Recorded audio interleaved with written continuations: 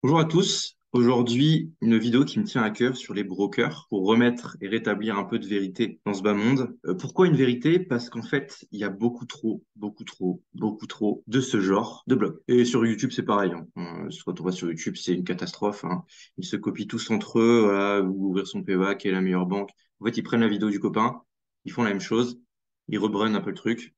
Et globalement, il y a la même conclusion, c'est-à-dire que tous les brokers sont extraordinaires, tous les brokers sont les meilleurs. Donc, l'objectif aujourd'hui, c'est évidemment de voir, de démêler le vrai du faux, de voir qui a raison, qui a tort. Spoiler, ils ont tous tort. Quel est le meilleur PEA en 2023? Quelle belle question, j'adore. Moi, je préfère le plutôt, quel est le moins pire broker PEA? Parce qu'en fait, ils sont tous éclatés au sol, littéralement. Il n'y en a aucun qui est mieux que l'autre. Il y a juste un qui est peut-être un peu moins pire que les autres, c'est-à-dire qu'il ne vole pas ton argent et qui te laisse à peu près utiliser ton argent comme tu veux. J'ai rien contre tous les gens que je vais mentionner, hein, à part que leur contenu est mauvais, ils n'ont pas fait leur travail de journaliste, mais en tant que personne, j'ai rien contre eux, évidemment. Quand on fait un peu de recherche et qu'on tombe sur les premiers blogs, on tombe sur ça.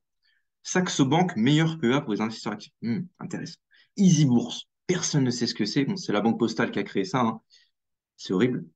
Fortunéo, meilleur PEA pour la gestion sous mandat. Évidemment, c'est ce qu'on veut, hein, donner son PEA sous gestion à un banquier qui va nous prendre 50% de nos bénéfices. Donc, Boursorama, on va commencer par eux, évidemment, parce que c'est les plus connus et c'est les plus encensés. Bon, là, il fait un petit récap, il présente les outils, c'est génial. Alors, les frais de transaction, c'est génial, c'est gratuit. Oh! Et là, petit indicateur, petit indice, un lien d'affiliation. Donc globalement, Boursorama est un très très bon courtier selon eux. C'est pour ça qu'ils te donnent un magnifique lien d'affiliation. Ok, on va aller voir, on va aller vérifier ça si effectivement chez les clients c'est la vérité. Parce que Boursorama est la meilleure option.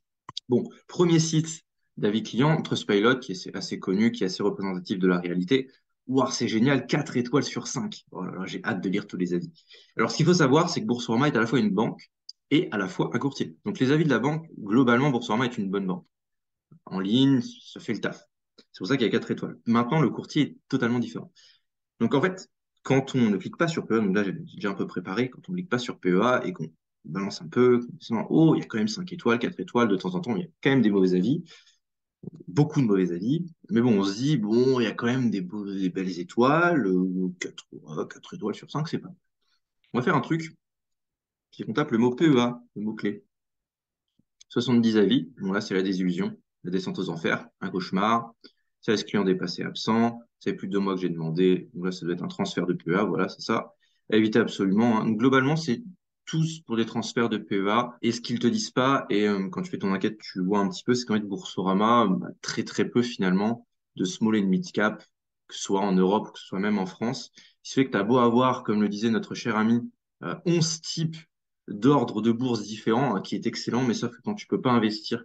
Je fais du stock picking, je crois qu'il mentionne aussi le stock picking quelque part. Là, il mentionne le stock picking. Ah, c'est magnifique, un outil de screening ou stock screening qui permet d'effectuer soi-même son stock picking. Alors, c'est génial, sauf que quand t'as pas mis des small caps en France ou en Europe, bah, tu vas vite être limité dans ton stock picking, quoi. Revenons à nos moutons. Bon, c'est une catastrophe, hein. Je vous laisse aller voir par vous-même, mais c'est clairement une catastrophe. On est loin des mérites vantés par ce site. Et par un petit peu tout cela aussi. Ok, maintenant, on va affiner notre recherche et on va aller sur des forums spécialisés. Le problème, c'est qu'on arrive au même problème, c'est que Boursorama est une banque à la fois et un courtier. Donc, les avis positifs sont forcément aussi sur la banque. Voilà, on a ce message reflète mon opinion sur Boursorama, que je considère comme la meilleure banque en ligne, mais comme un piètre courtier boursier.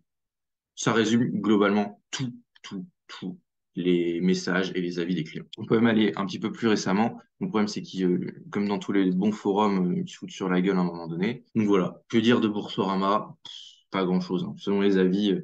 En fait, quand on fait pas son enquête soi-même, on se rend compte que si on la délègue aux autres, bah, on finit vite comme ces messieurs-là, quoi. C'est-à-dire qu'une fois qu'on veut transférer son PEA, bah, on se fait avoir. Et qu'en fait, on peut même pas toucher à ses lignes, on peut même pas continuer à négocier des actions parce que quand son PEA est bloqué, bah, il est bloqué. Il est en transfert, on peut rien y faire. Ok, donc maintenant, la Saxo Bank. Alors là, celui-là, c'est le meilleur. Alors, Détective Bank, alors vous désirez un avis Saxo Bank avant d'ouvrir un compte, vous êtes au bon endroit.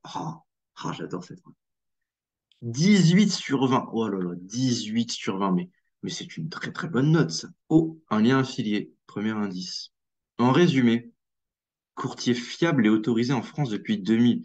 Courtier fiable, mais quelles sont vos sources, mes chers amis? Avez-vous regardé les avis? Alors, la conclusion, est-ce que Saxo Bank est fiable?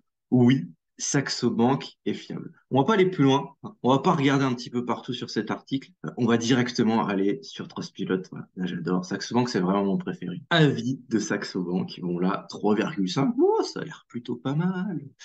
Ouais, on va regarder. Regardez. PE. Oh, un premier avis négatif. Difficulté pour transférer son PE. On n'y avait pas pensé. Oh, un autre.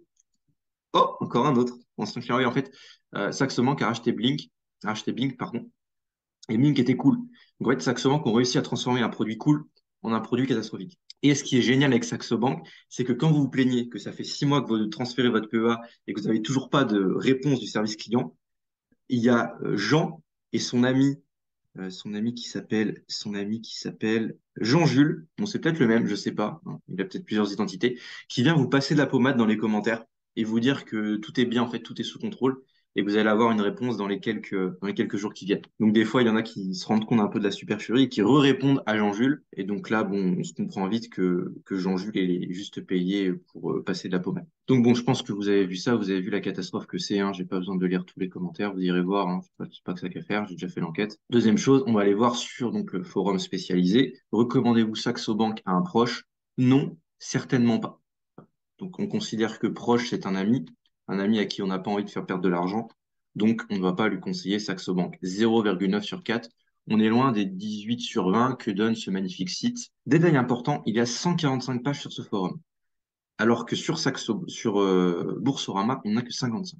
Donc peut-être que des gens ont envie de se plaindre. Ça, c'est un biais cognitif humain, c'est-à-dire qu'on ouais, on va aller plus facilement donner son expérience négative que de partager son expérience positive. Avenue des investisseurs. Alors là, j'ai trouvé un site qui fait plutôt bien son travail.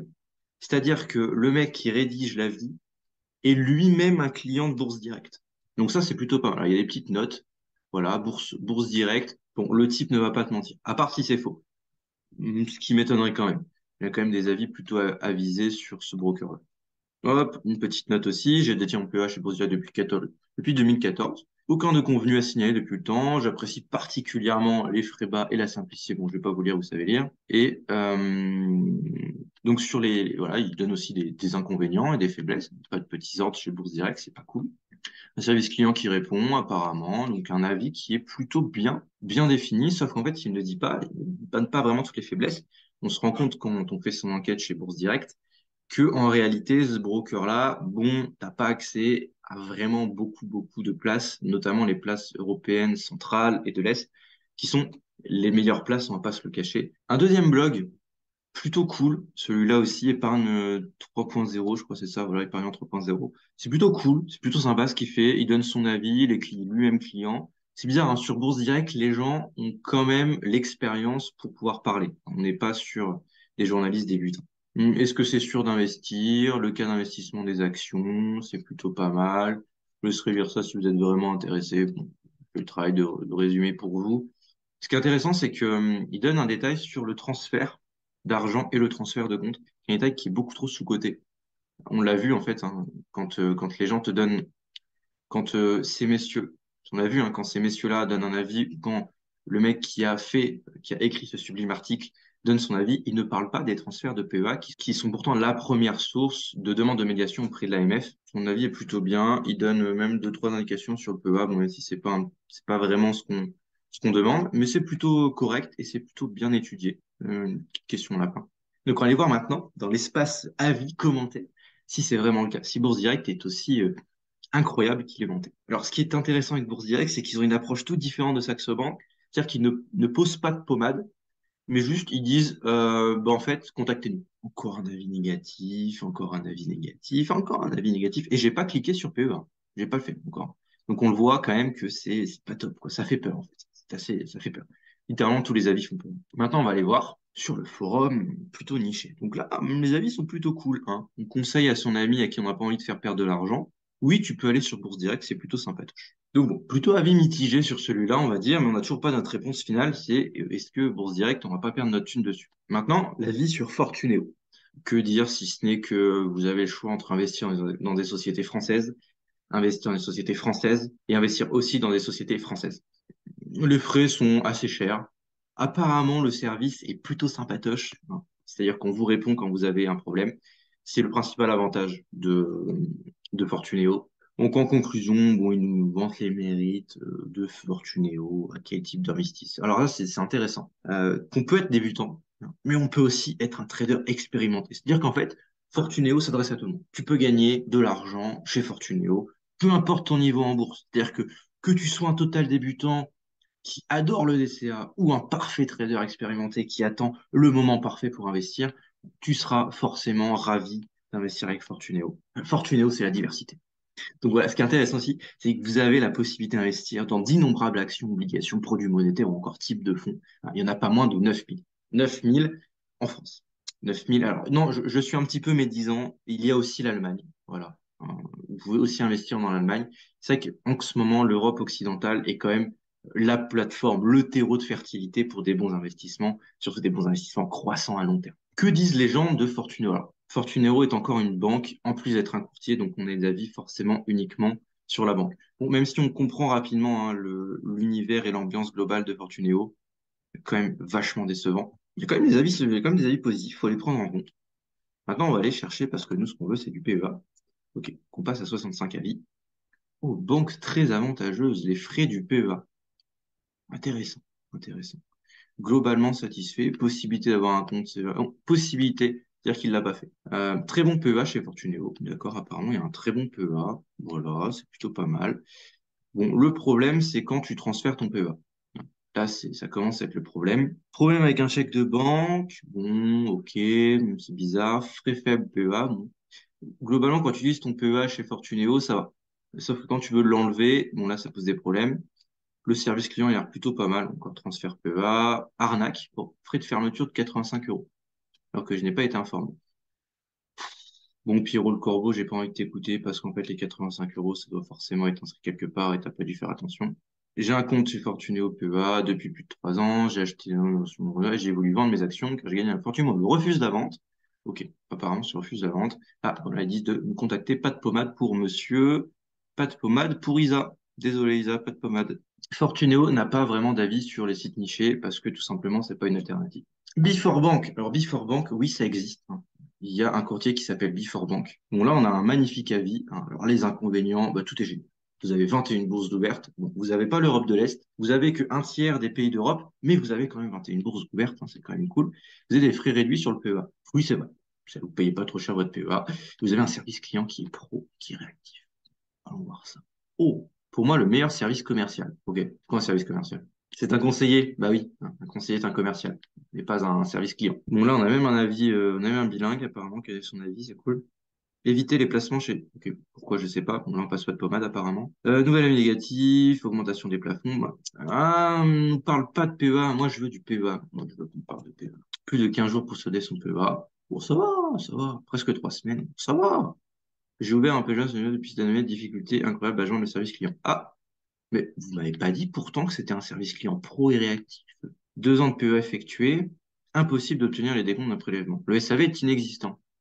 Seriez-vous des menteurs? Client PEA, transfert depuis mon PEA extérieur vers mon PEA se fait dans une journée. Un an ou plus tard, eu quelques problèmes de délai, service client neutre. Donc on n'est pas sur du très bon, mais on n'est pas sur du catastrophique. Bon, là, apparemment, un schéma classique, c'est-à-dire que le mec s'est barré de Saxo et est arrivé chez Before Bank, un transfert qui est quand même assez bizarre. Ce que je vous disais sur Sagan, là, le mec a mis un an quand même, un an à transférer son PEA. Donc c'est-à-dire que pendant un an, il n'a pas pu investir comme il le dit. Donc en fait, on ne peut pas bouger son PEA quand on transfère. Ça, c'est la petite subtilité qui est marrante. C'est-à-dire en fait, tu vois ton compte descendre, tu vois ton compte monter, tu vois ton compte perdre de l'argent et tu ne peux rien faire. C'est quand même pas mal comme principe. Donc il a quand même environ perdu 5000 euros. Donc quand même, enfin, on n'est pas bête, on le sait. Donc ce qu'on fait avant de changer son PEA, c'est qu'en fait, on investit sur des sociétés qui sont bonnes à long terme, hein. On va pas perdre de l'argent à moins d'un an. On n'est pas bête. On sait ce qu'on fait avec notre argent. Merci. Ou demande de ratio partiel, ça fonctionne. Alors, ça, c'est intéressant. Parce que quand on utilise la plateforme, quand on envoie de l'argent chez le banquier, quand on envoie de l'argent chez le courtier, tout se passe bien. Mais quand on veut retirer son argent, ah, là, c'est problématique. Donc là, l'opération, c'est bien faite. Il a pu récupérer cette thune. On n'est pas sur un Ponzi, donc c'est cool. On en a fini pour notre petite enquête rapide, très très rapide, hein. Je suis pas là pour vous expliquer tout en détail. Si vous voulez les détails, Et l'état de mes résultats, l'état de mon enquête, l'état de mes recherches pour savoir vraiment lequel est le moins pire, hein, lequel peut nous permettre de pas se faire plumer, hein, de quand même garder notre argent, de pas se faire arnaquer, de pas se faire aspirer notre argent ou des intentions de taxes, hein. C'est arrivé chez Saxo Bank, des clients qui ont vu en fait sur leur récap une taxe imaginaire prise par Saxo Bank parce que ça leur faisait plaisir, hein, de prendre l'argent de leurs clients. Donc si vous voulez éviter ce genre de choses et vraiment être tranquille sur plusieurs années et vous dire que ok, au pire je pourrais quand même transférer mon PEA, il n'est pas entre de mauvaises mains, bah, juste télécharger ce que je vous ai donné en description. Évidemment, je vous demande votre mail en échange, mais bon, c'est gratuit, hein. C'est quand même sympa.